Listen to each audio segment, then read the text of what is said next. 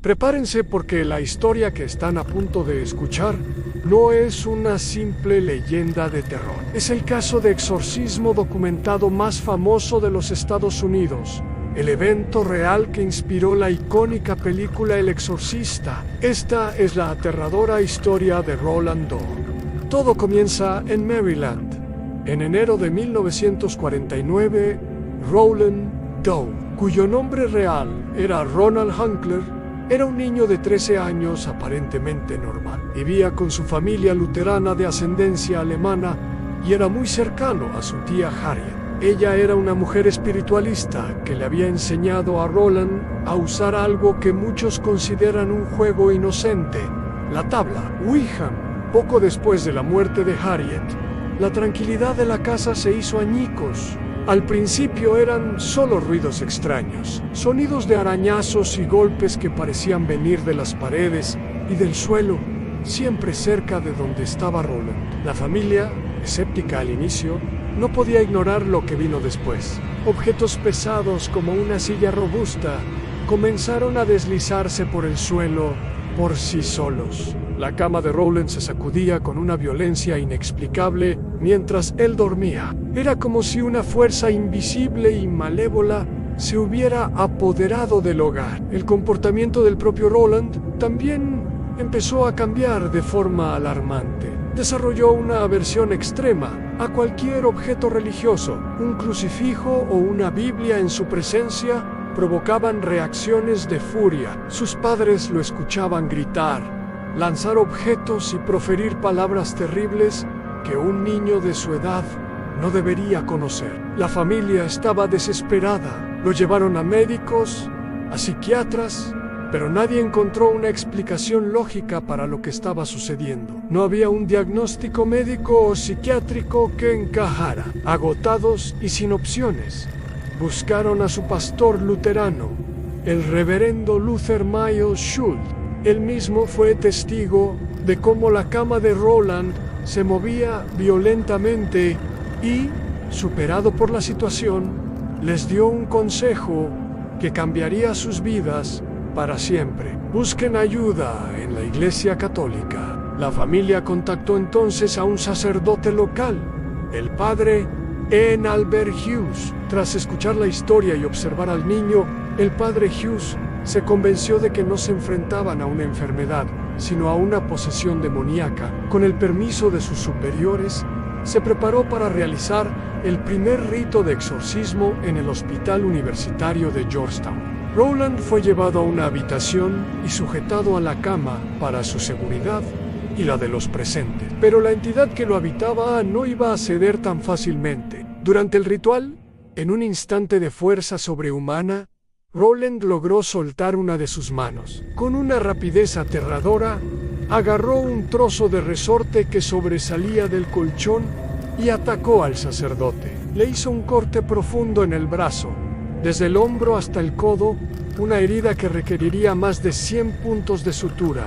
El ritual se detuvo de inmediato. El primer intento había sido un fracaso sangriento y violento. Tras el ataque al padre Hughes, la familia sintió que había tocado fondo. Decidieron mudarse temporalmente a Louis, Missouri, donde vivían unos parientes, esperando que un cambio de aires pudiera calmar la situación.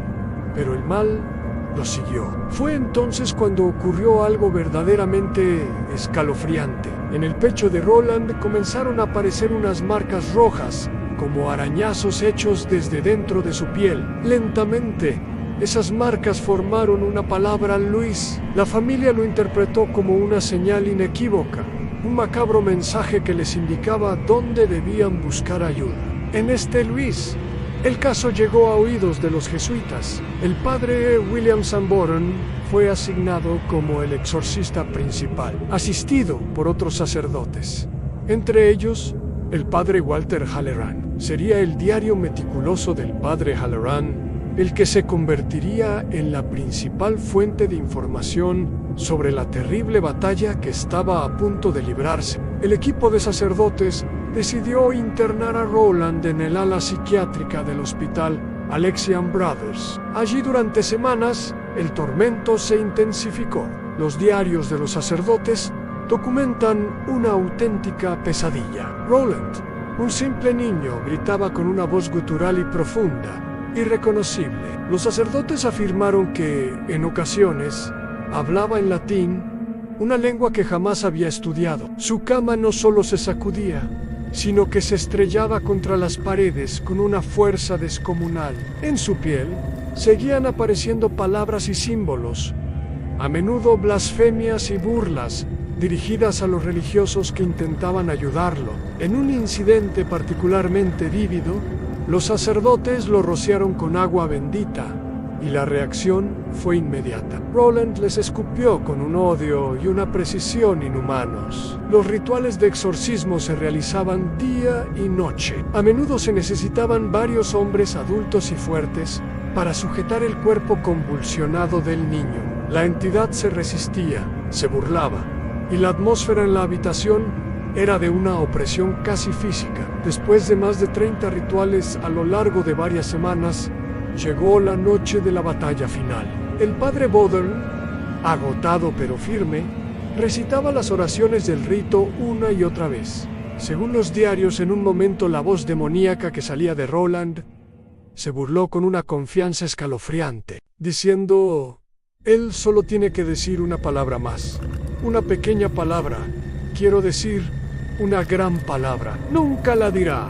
Siempre estoy en él». Los sacerdotes entendieron que la entidad se refería a una palabra de rendición o fe. Poco antes de la medianoche, algo cambió. Roland entró en un trance profundo y la habitación quedó en silencio. De repente, una voz distinta, fuerte y autoritaria, resonó en el cuarto. Los sacerdotes la identificaron como la del arcángel Miguel, y esta voz ordenó a Satanás y a los demás espíritus que abandonaran el cuerpo del muchacho inmediatamente.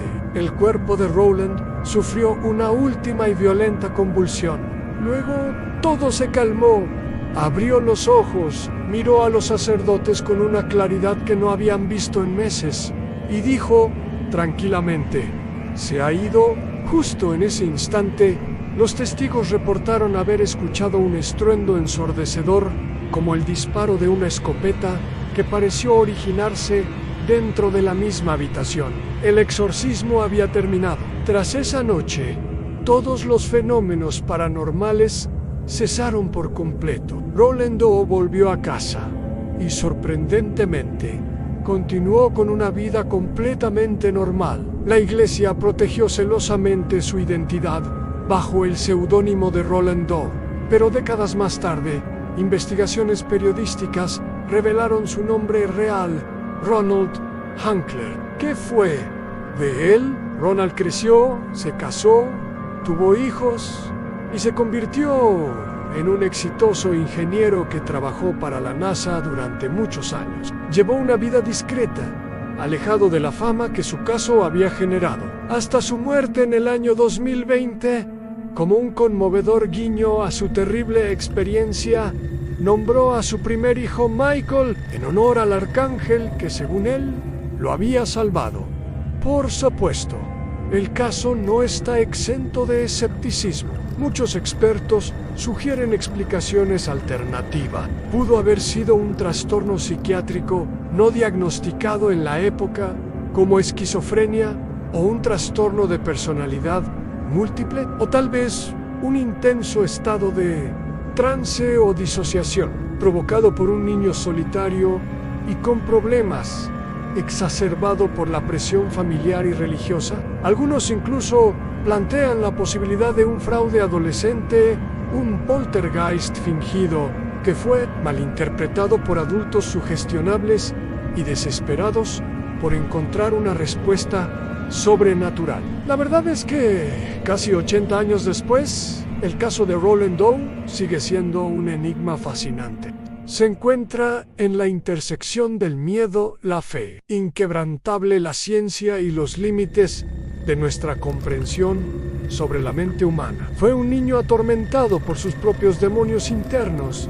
¿O fue el campo de batalla de una guerra espiritual real? La respuesta quizás depende de lo que cada uno de nosotros elija creer. Gracias por acompañarme en este viaje a uno de los casos más inquietantes de la historia. Si te gustan este tipo de historias, no olvides darle a me gusta, suscribirte a Relatos del Abismo, activa la campanita para no perderte ningún video. Hasta la próxima.